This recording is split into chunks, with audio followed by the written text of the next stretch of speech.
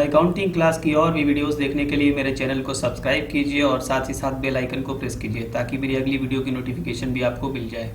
Partnership firm के dissolution पर firm की एसेट्स को बेच दिया जाता है और फर्म की लायबिलिटीज़ को चुका दिया जाता है। फर्म की लायबिलिटीज़ में फर्म का डेट और पार्टनर का पर्सनल डेट भी हो सकता है। तो इस वीडियो में हम लोग ये देखेंगे कि फर्म का डेट और प्राइवेट डेट क्या होता है और उसमें क्या फ़र्क है। पार्टनरशिप एक्ट 1932 के सेक्शन 49 में payment of firms debt and private debt की बात कही गई है। तो चलिए शुरू करते हैं। पहला पॉइंट है डिफरेंस का मीनिंग। इसकी मीनिंग समझना ज़रूरी है कि फर्म का डेट क्या होता है और प्राइवेट डेट क्या होता है। Firms debt means the debt owed by the firm to outsiders. इसका मतलब ये होता है कि ये वो डेट है, ये वो कर्ज है जो फर्म का होता है बाहरी लोगों के लिए, जबकि private debt means debt owed by a partner in his personal capacity to any other person. इसका मतलब ये है कि ये वो लोन है जो किसी पार्टनर का निजी होता है, उसका खुद का होता है, और जो वो अपनी पर्सनल कैपेसिटी के बल पर दूसरों से लेता है। All the partners are liable jointly and severally for firms debt. Firms debt के केस में सभी पार्टनर की लायबिलिटी होती है, जॉइंटली मिल करके और अलग अलग भी फर्म के डेट के लिए। इसका मतलब यह है कि सभी पार्टनर्स की जॉइंटली लायबिलिटी का मतलब यह है कि पूरी फर्म उस लोन के लिए जिम्मेदार है। अगर फर्म के कोई पार्टनर की कैपेसिटी नहीं है कि वो इस लोन को चुका सके, तो जिस भी पार्टनर की कैपेसिटी होगी उसको ये चुकाना पड़ेगा। अब यहाँ पर सेवरली का मतलब यही है कि अगर मान लीजिए 3 पार्टनर हैं ए, बी और सी। ए और बी की कैपेसिटी नहीं है फर्म के डिसोल्यूशन पर कि वो किसी तरह से फर्म के लोन को चुकाने में कोई मदद कर सकें, तो ऐसे में सी की लायबिलिटी बन जाएगी कि वो पूरे फर्म का लोन वो खुद चुकाए। तो इस तरह से कहा गया है कि फर्म के लोन की या डेट की लायबिलिटी जॉइंटली भी होती है और सीवियरली भी होती है, यानी एक साथ मिल करके भी है और अलग अलग भी है।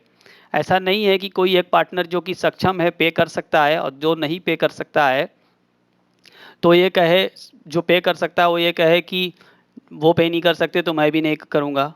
ऐसा नहीं है।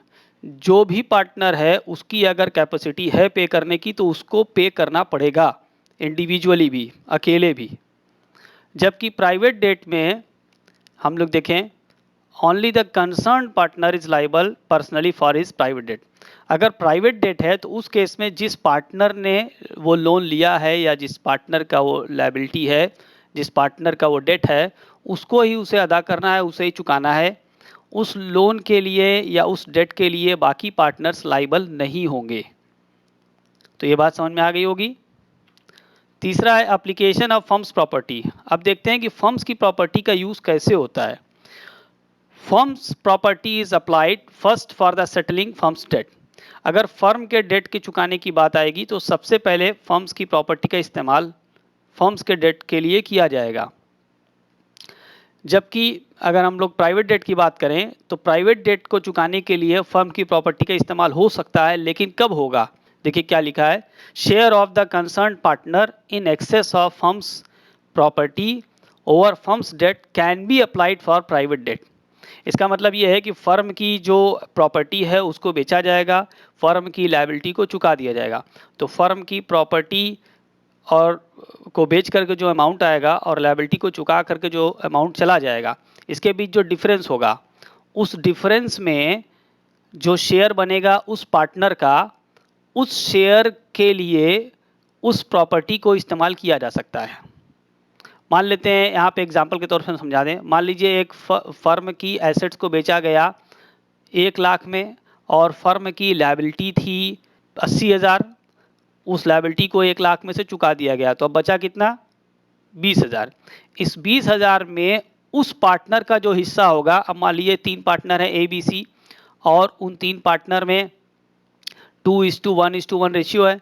तो 20,000 में जो सी पार्टनर है, सी ने मान लीजिए लोन लिया है, तो सी का जो हिस्सा आएगा वो आएगा 1/4 इंटू 20,000। 20,000 का 1/4 हिस्सा जो उसका बनेगा 5,000, तो 5,000 रुपये तक फर्म की एसेट्स को इस्तेमाल किया जा सकता है उसके डेट को पे करने के लिए, चुकाने के लिए।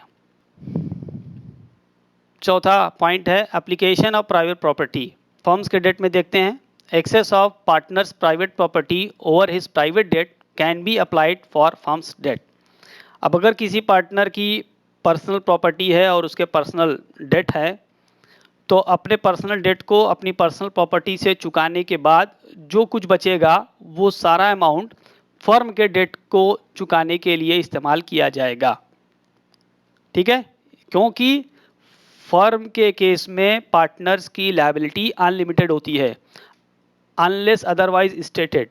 अगर कुछ मेंशन नहीं है कि पार्टनरशिप किस तरह की है तो उसको अनलिमिटेड पार्टनरशिप ही मानते हैं।